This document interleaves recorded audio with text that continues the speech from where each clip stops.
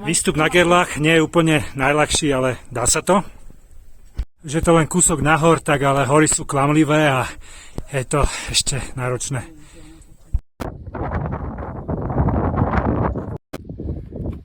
Nádherná Belická dolina je pred nami a vrchol je už blízko. Tešíme sa.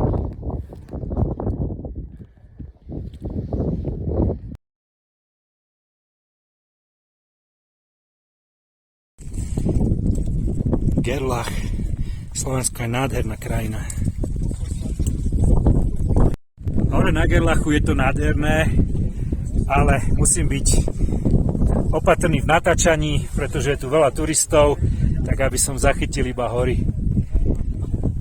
Pokochajte sa pohľadom.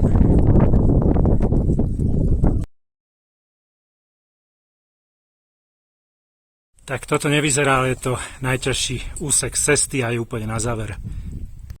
Áno, sneh, takže sa tu dá sánkovať ako v lete na saniach.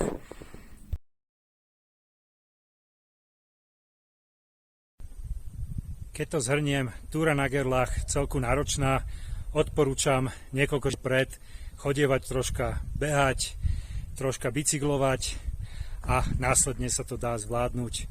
A videli sme aj pupkatých Pražákov, takže zvládnuť sa to dá, odporúčam vrelo každému.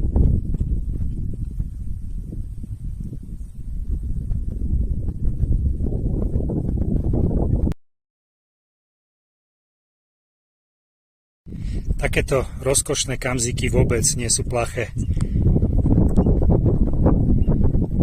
Na takúto túru jedine s horským vodcom a potom si môžete vychutnať takýto parádny výhľad.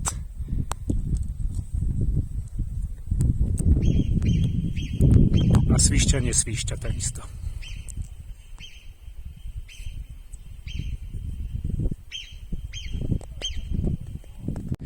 Patizovské pleso, voda ako v Chorvátsku.